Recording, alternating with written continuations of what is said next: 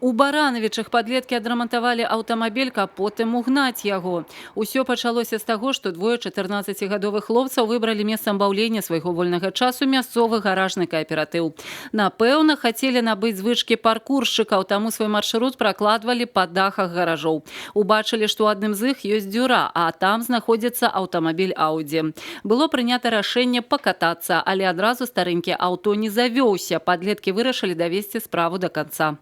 В течение нескольких дней школьники проводили свое время непосредственно в гараже, ремонтировав транспортное средство. И вот, наконец-то, на третий день молодым людям удалось завести двигатель автомобиля. Они распахнули ворота гаража и решили поехать покататься.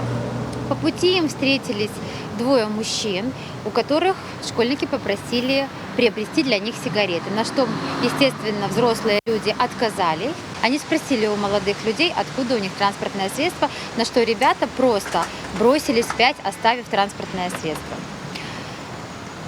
После сообщения сотрудники уголовного розыска Барановичского ГУВД незамедлительно выбыли на место происшествия. В ходе оперативно-розыскных мероприятий было установлено, что юными угонщиками оказались житель города Барановичи и житель Барановичского района, оба 14 лет, учащиеся из одной школ города. Цяпер па факце угона аўтамабіля ўзбуджана крымінальная справа па частцы 2 артыкула 214.